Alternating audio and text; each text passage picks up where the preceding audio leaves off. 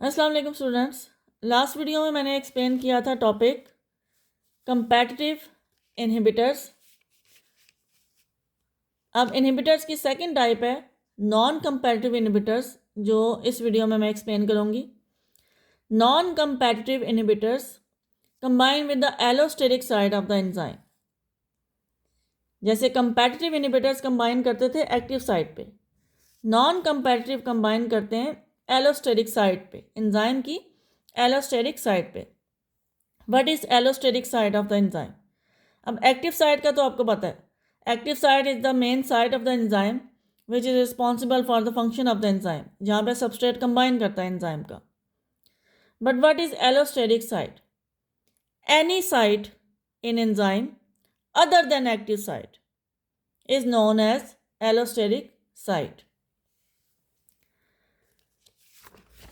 अब इस डायग्राम में देखें, जनरल मैकेनिज्म है नॉन कंपैटिटिव इनहिबिशन का।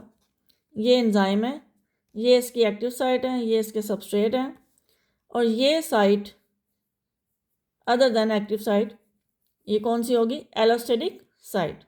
Any site in enzyme other than active site is known as allosteric site. तो ये इस एंजाइम की है एलोस्टेरिक साइट। ये इनहिबिटर है। अब ये इनहिबिटर यहाँ पे कंबाइन हो जाएगा।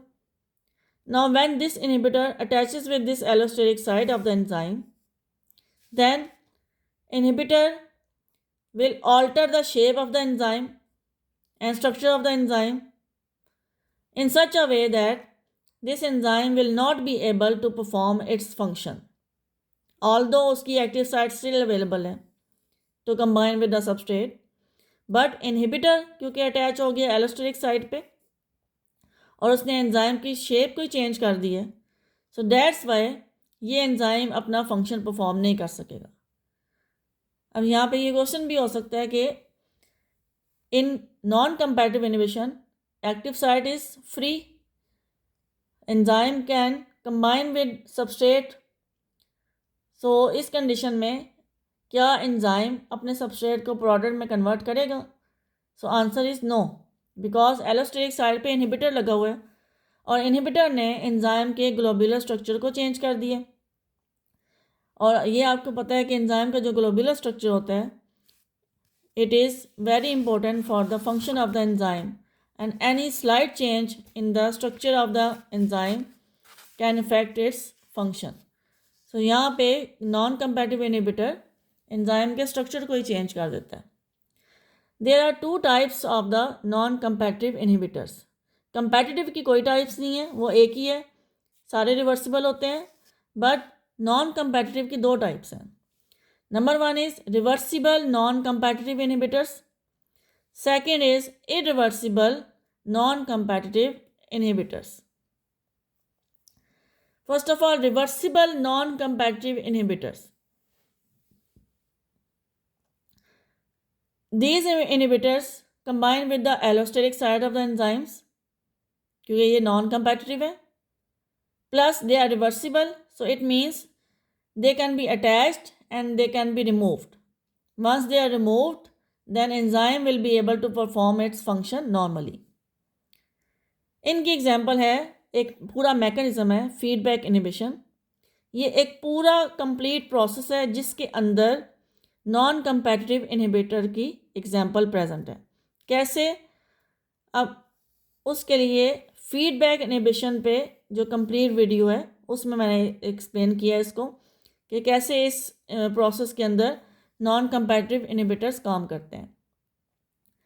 ये तो होगी एक टाइप नॉन कंपैटिटिव इनहिबिटर्स की। सेकंड टाइप है irreversible non competitive inhibitors. Irreversible non-competitive inhibitors, they also combine with the allosteric side of the enzyme, but these inhibitors, they are attached with the enzyme permanently and they destroy the structure of the enzyme permanently. That's why they are called irreversible. Once they are attached with the enzyme, they destroy the enzyme. They cannot be removed and enzyme will not be able to perform its function. इनकी example है, number one cyanides. Cyanides poisons जो होते हैं। अब ये जो cyanides हैं ये कैसे काम करते हैं? ये साइनाइड्स किसी भी ऑर्गेनिज्म के लिए डेथ कॉजिंग कैसे होते हैं? Because these cyanides they act as inhibitors, non competitive irreversible inhibitors, and they combine with the enzyme known as cytochrome oxidase. Cytochrome oxidase enzyme. What is cytochrome oxidase enzyme? ये वो enzyme है जो cellular respiration में main role play करता है। Cytochrome oxidase, electron transport chain में भी इसको आपने पढ़ा होगा। सो ये जो इनहिबिटर्स हैं, साइनाइड्स हैं, ये इस एंजाइम को डैमेज कर देते हैं। They combine with the iron part of this enzyme and they destroy the enzyme permanently. तो जब ये एंजाइम डिस्ट्रॉय हो जाता है किसी भी ऑर्गेनिज्म का, तो वो ऑर्गेनिज्म सेलुलर रेस्पिरेशन भी परफॉर्म नहीं कर सकेगा, और जब वो सेलुलर रेस्पिरेशन ही परफॉर्म नहीं कर सकेगा तो वो एनर्जी प्रोड्यूस नहीं कर सकेगा। सेकेंड एग्जाम्पल है इरिवर्सिबल नॉन कंपैटिटिव इनहिबिटर्स की। हैवी मेटल्स के ions, for example mercury, silver and copper. Heavy metal ions जो हैं ये भी एक्ट करते हैं as irreversible non competitive inhibitors, but ये डिफरेंट वे में एक्ट करते हैं than cyanides. Heavy metal ions will combine with the enzyme, और ये एंजाइम के जो डाइसल्फाइड ब्रिजेस हैं ये उनको ब्रेक कर देंगे, बिकॉज एंजाइम्स आर प्रोटीन्स, और प्रोटीन्स में डाइसल्फाइड ब्रिजेस प्रेजेंट होते हैं। तो ये जो हैवी मेटल आयंस हैं ये इन डाइसल्फाइड ब्रिजेस को ब्रेक कर देते हैं, जिसकी वजह से एंजाइम का कंप्लीट स्ट्रक्चर डिस्ट्रॉय हो जाता है और वो एंजाइम काम करने के काबिल नहीं रहता। ये हो गए इरिवर्सिबल नॉन कंपैटिटिव इनहिबिटर्स।